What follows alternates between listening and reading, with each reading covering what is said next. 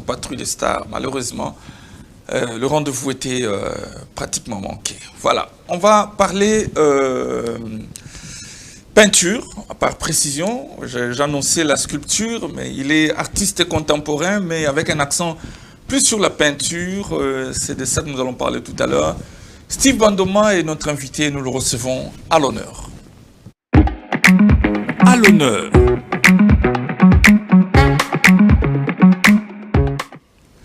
Steve, bonjour. Bonjour, cher frère Armand Bouka. Ça fait quand même longtemps, un peu. Ouais, ça fait un moment quand même. Un moment, oui. C'est depuis l'année passée, lorsqu'on parle de Gardien du Temple, qui est une exposition d'ailleurs qui a été diffusée, qui a continué à être diffusée suffisamment sur Congo 26 TV.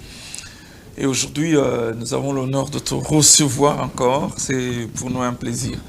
Alors, juste après cette exposition, tu te retrouvais vers Goma, quelque chose. Et je ne sais pas comment ça s'est passé finalement. Oui, cher frère, d'abord merci à vous, Kin 26, et à toi particulièrement. Et pour votre compagnie lors de cette fameuse exposition Gardien du Temple, en décembre 2025, Centre Wallonie-Bruxelles, ouais. Juste avant les hostilités de Goma, parce qu'aussitôt il y a eu vernissage, je suis allé à Goma pour aussi créer là-bas et encadrer des jeunes quant à la question de la contemporanéité de l'art visuel. Il y a pas mal de jeunes créateurs aussi à Goma, donc je tiens à vous remercier d'abord. Et à Goma, en tout cas, ça a été une autre expérience. Pour la toute première fois, comprenez que j'ai aimé, j'ai apprécié l'expérience parce qu'étant un artiste engagé, j'aime le côté risqué de l'art. Et la guerre t'a retrouvé là-bas? La guerre, oui, je suis sorti, j'ai quitté Goma de justesse, je pense au dernier avion avant la tombée de la ville. Donc comprenez que je peignais cette fois-là sous le bruit de bombes, le menace environnant, pendant que Sac était tombé, tout le reste, Goma était agité, il fallait travailler dans ce contexte-là où j'étais hébergé à l'Institut français de Goma, au mont Goma, vers la RTNC. Et juste derrière ma chambre, il y avait un camp militaire et je les attendais se préparer déjà en conséquence par rapport voilà, aux menaces des agresseurs. Je salue le courage des jeunes de Goma Tracien. En tout cas, c'est un peuple qui vit depuis toujours, presque 3 décennies maintenant. De suite, de suite sous ces menaces. Et cette fois-là, ça a été vraiment inhumain, extrêmement inhumain. J'ai vécu ça un peu. Donc bravo à vous les Gomatraciens et nous sommes de mèche avec vous. Cette affaire a maintenant pris 1 année depuis la tombée de la ville et je crois qu'avec la diplomatie du chef, la diplomatie agissante du chef de l'État, en tout cas, nous allons reprendre notre route sur Goma. C'est une partie de notre territoire qui est malade et nous ne serons jamais en paix. Nous manquerons toujours le sommeil aussi longtemps que Goma sera sous contrôle. Donc voilà, la résilience de ce peuple a fait bravo. C'est ça vraiment l'élément catalyseur de leur résistance. Donc merci. Très bien. Alors, juste avant, parce qu'on parle de Gardien du Temple, c'est une exposition en fait qui vient consacrer le 20 ans de l'artiste que vous êtes, mais dédié en fait à la femme. Le regard c'était sur la femme et vous avez dit, tu as dit Gardien du Temple. Oui. C'est avec le Centre Wallonie-Bruxelles. On peut revenir rapidement sur les contextes ça a été une exposition parce que moi je n'aime pas exposer que pour exposer. Il faut que le créateur aujourd'hui en fasse très attention. Vous pouvez exposer et ça vous coule, ok? Tout comme vous exposez et vous émergez davantage. Moi, quand je frappe, je tiens avec précision mes tirs parce que je vais de gloire en gloire. Donc, c'est très important d'exposer avec beaucoup de sérieuxité pour que ça vous ramène à l'étape supérieure. Cette exposition a été une énième de mes expositions de Kinshasa qui ont toujours été référentielles. Entre autres, une fois à Wallonie, ça c'était la 2e fois d'ailleurs, en 2013, revenant de Kinshasa, j'ai fait Wallonie. En 2014, 2015, je fais Institut français. En 2017, c'était à l'espace Bilembo. Et me voilà encore pour une quatrième fois, une quatrième solo depuis mon retour à Kinshasa. Et souvent, je lègue avec des catalogues pour la postérité. Oui, et beaucoup de jeunes s'en inspirent et puis voilà. Donc, cette exposition avait voilà,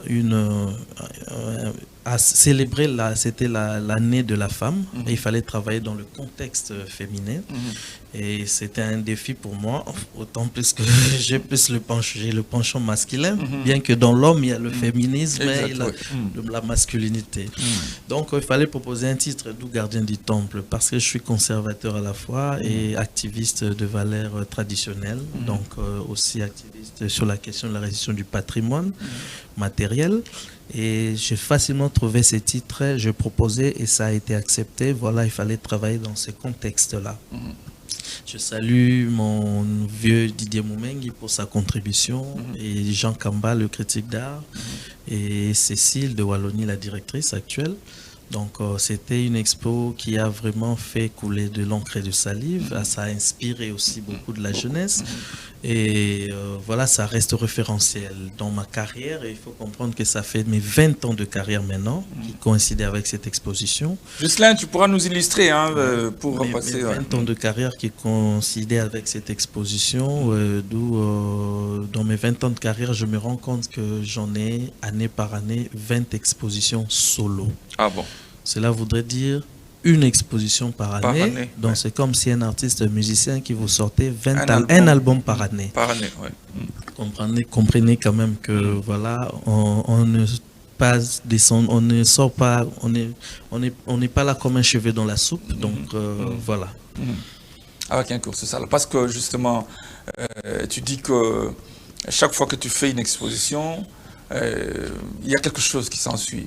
On va parler des retombées justement de cette... Quelles sont les retombées de cette exposition? Cette exposition, en tout cas, ça a fait asseoir encore ma notoriété. Là, à Kinshasa, dans le secteur de l'art et ailleurs. Et d'ailleurs, certaines œuvres beaucoup étaient déjà parties, donc un peu bien avant, donc ça a été sollicité. Et ça m'a donné aussi un créneau dans ma création, parce qu'avant je créais sur papier, et là j'ai proposé une nouvelle technique sur une continuité en fait sur toile. Donc là je suis maintenant en train de peindre sur toile, et ça me donne assez d'espace pour l'expression. Et voilà, parmi les retombées, aujourd'hui, je suis aussi maintenant sollicité par une maison en Belgique, une boîte qui va encadrer ma carrière. Donc j'ai désormais un agent professionnel, crédible, et parce que jadis on créait, vous-même vous êtes le créateur, vous-même vous êtes le communicateur, vous-même vous vendeur.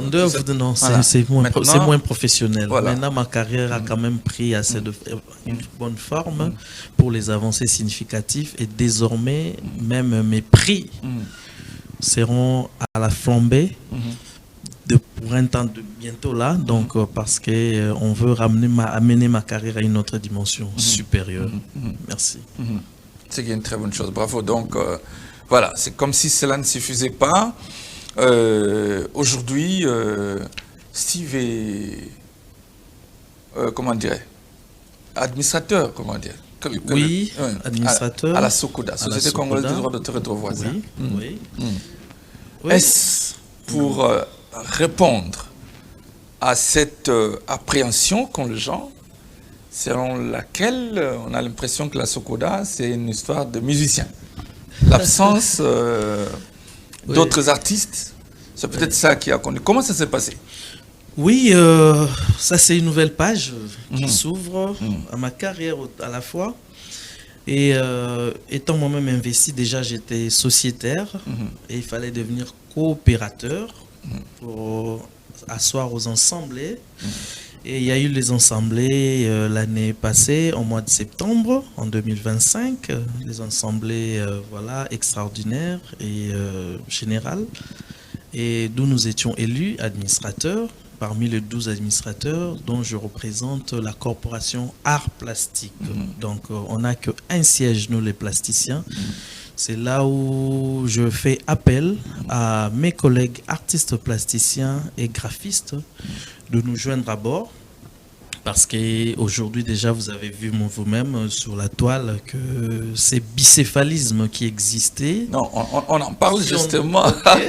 Donc, ça existait ou ça existe ça, parce c'est là où le bas blesse, là où le remet son poignard et le père se perce. De préciser, ici, pour le besoin de la cause, dans la Sogoda dont nous parlons, c'est Nyokalo. Oui, bon, jusqu'à preuve du contraire. Il n'y a qu'une Sogoda. La Sogoda a été créée par l'ordonnance présidentielle du 11/022, du 6 mars 2011, d'où une société de coopérative privée qui va gérer, qui va avoir la gestion quant à la question du droit d'auteur et du droit voisin. Et après,